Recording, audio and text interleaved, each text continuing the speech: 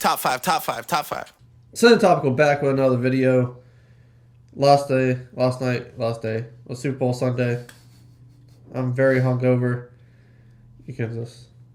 But because of my hard work and dedication, we're coming with a top five Mark Wahlberg movies because of the film Uncharted. So because of me doing this, you should subscribe right off the fucking bat. But he'll tell you how the top fives work and where you can find our social media. If you scroll down to the description box below, pop it open, you'll find links to our social media accounts. So click on them, give us a follow. We also have a link to our Patreon account and our Coffee account. If you'd like to help support our channel financially, we would greatly appreciate that. If you don't know how our top fives work, he's going to start with his 5 and 4. I'll give my 5 and 4, 3, 2, 3, 2, then we trade off number ones. We also have something called the Zemeckis rule, which just means if we both have the same movie on our list, but one person has it 2 spots or higher, we'll save the conversation for the higher one. So, number 5 for me is going to be the other guys. Zemeckis. Did you talk about social media? I wasn't paying attention. I did talk about social media. Good. Number 4 for me is going to be The Departed. Okay. Alright. The reason why it's here is because, yes, he does steal every scene that he's in. Mm-hmm. But there's a good chance that this YouTube video you're watching right now is longer than his screen time in that movie. I think he has more than you think. Mike, maybe. The only thing I remember is, what's your name? Fuck you. That's my name. We're doing top 5 food of the day? Fuck you. That's my name. That's all I gotta say about that. He's a scene stealer. Nice. He's a thief. So my number 5 is Ted. You're not gonna talk about it? Well, yeah, I forgot about that. It's my number 3, The Departed. I forgot we did it that way. Yeah, Departed is my number 3. Whatever. Yeah, I agree. It's my number 3. The only reason it's not higher is literally for the same reason. It's not necessarily a Mark Wahlberg movie, but his performance in it is maybe... I don't know if it's necessarily the best, because if you had more of it, I might not feel that way. It's just the perfect amount. And he's like this perfect combination of like serious and hilarious. And there's a line that he says in that movie that another movie on my list got its title from. So I'll talk about that later. My number 5 is Ted. That shit's funny. And there are very few like modern... Like, I know Ted's getting up there now. But I think modern still applies. There's very few modern comedies that actually make me laugh out loud. Ted did. And watching him play this like stupid, goofy man-child really worked for me. Because 90% of the time when Mark Wahlberg tries to play like a really serious character, it just doesn't work for me. It's just like that little... Something about like the inflection in his voice. It's just so hard to take it seriously. So to see him just embrace the goofiness, like when Mark Wahlberg does comedy, that shit hits for me. I love it. So Ted's number 5, and then number 4 is Pain and Gain. Again, it's that perfect blend of like the movie's a dark comedy, so it's like he's playing a serious character but in a comedic way, and just works really, really well for me. The movie itself, I don't think it's that great. No, you're not wrong. But I also really enjoy him and The Rock together. Like that 1-2 combo they had worked. That's before Anthony Mackie got his wings. That's true. I'm glad we're on the same page on that, because every time I see serious Mark Wahlberg, his voice just kills it for me. Yeah. Hey Ted, you want to go play in the mist? That's a terrible impression, but it was an impression. My number 3 is going to be The Fighter. Great role. It worked for a serious Mark Wahlberg role. Mm-hmm. But he's overshadowed by a fucking crackhead, dog. You gotta be pretty fucking shitty to get overshadowed by a crackhead. Like, they steal shit. I've seen crackheads. They don't have many teeth either. So you can't even sit and have a good meal with a crackhead, because they won't be able to chew the food that you fucking made for them or bought for them. They usually still have a couple. A couple. Not enough. I know these 2 crackheads, and one of them is missing all of his teeth except the front 2, and another one has all of his teeth except the front 2. So we always talk about how if they could do the fusion dance from Dragon Ball, they could have a full set. It's kind of like a reverse Hitler with teeth. Exactly. If you don't know what a reverse Hitler is, you shave this part of your mustache, the male will. Or if you're a female, you can grow one, you can do that too. And then they'll go down, and then the patch down there and the mustache will fills in the gap. Interlock. It's a real commitment. Ew. But yeah, number 3. I ain't gonna say too much about it because I was going to watch it last night, but I didn't. But I had a lot of things to do. Oh, you didn't watch The Fighter? No, I wanted to. Oh. What's your number 2? That's not on your list. What, The Fighter? Yeah. It's my number 2. Motherfucker, talk about it. I knew. That's how this works. I'm hungover. You read the fucking rules. Those aren't part of the rules. Shit don't make no sense. Yeah. It's one of the very few serious Mark Wahlberg movies that works. And I think it's just because it's like his character is kind of... maybe it feels a little insulting to say dumb, but like, it's just this uneducated poor... Like, a lot of boxers are dumb. Let's be honest. A lot of boxers are dumb. He's good at one thing. He's good at fighting. He's good at knocking people's teeth in. And he's good at trying to look out for his very misguided addict brother. And it just works. It's like, honestly, one of the only serious Mark Wahlberg movies that works. That doesn't, like, also have to rely on him doing something comedic at the same time. So... When you said all fighters are dumb, the only thing I thought of was 50 Cent on somebody's back porch with a bucket of ice.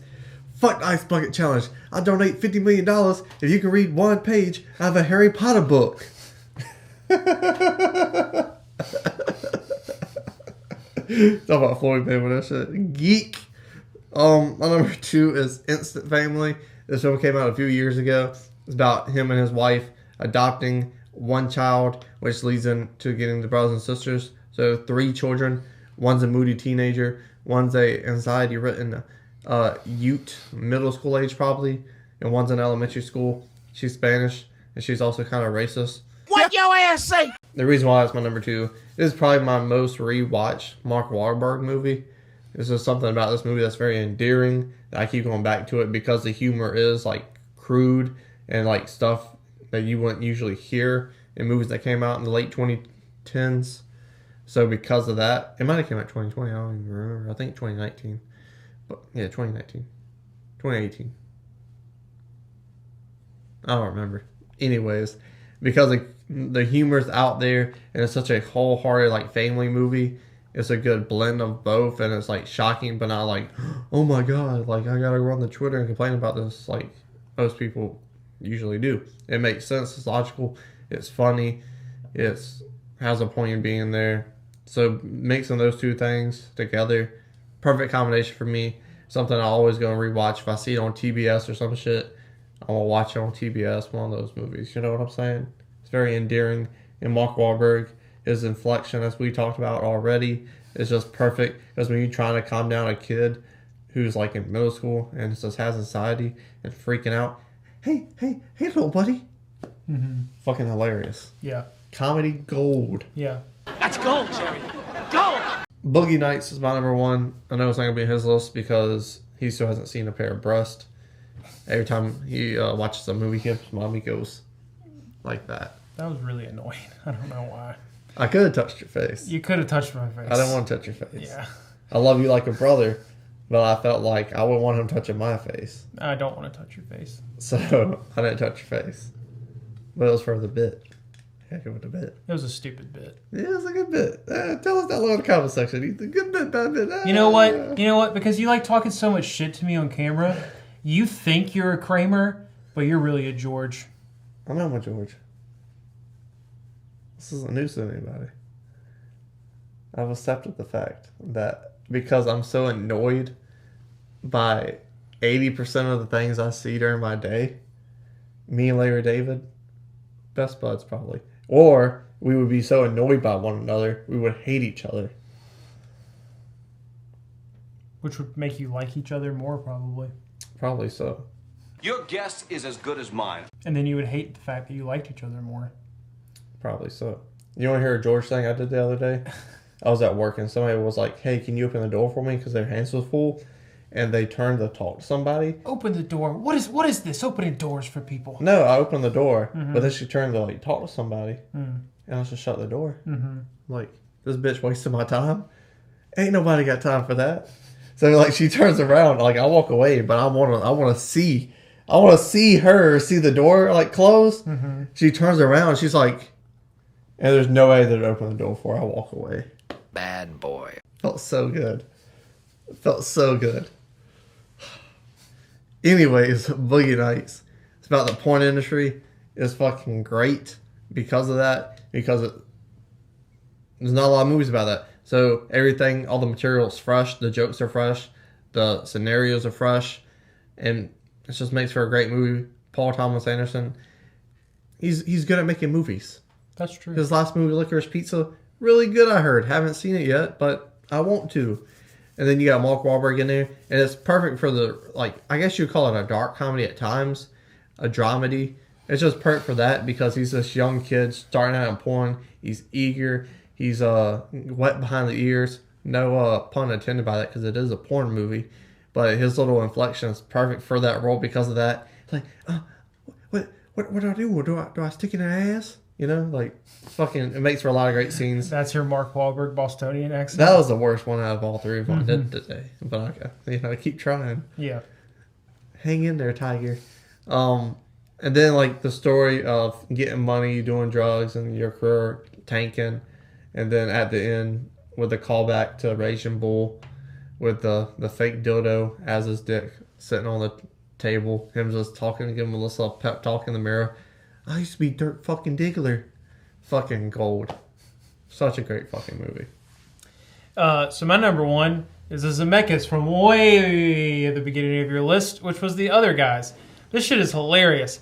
As I mentioned with Ted, not a lot of modern comedies make me laugh very much at all, or even get a smile out of me. I can't stand them. I also really just don't like cop movies. Like, there's too many of them. They are too unrealistic. They all use the exact same beats.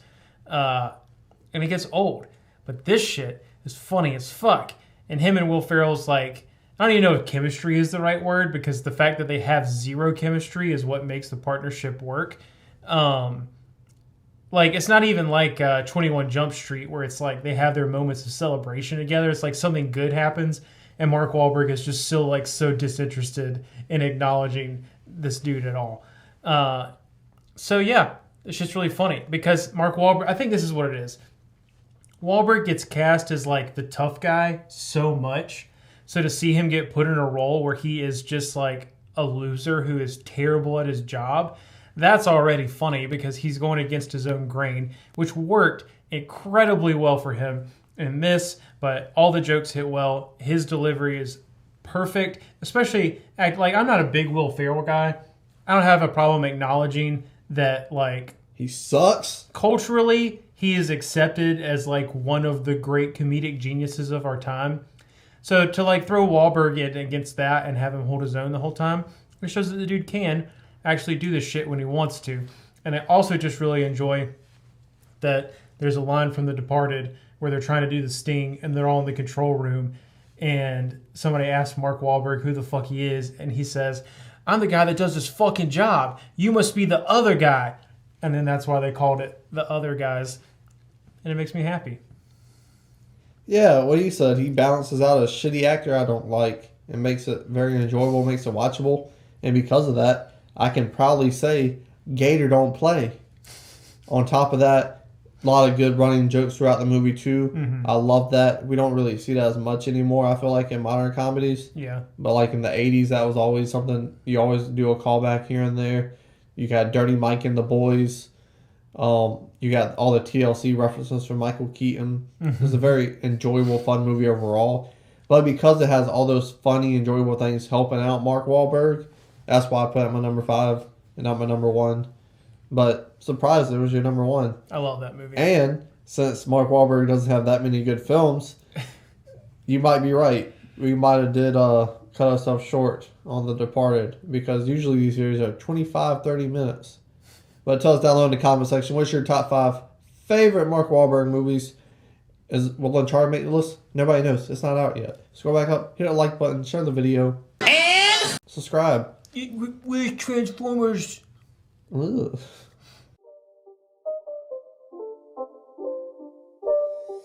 It's not a game, it's a rich thing.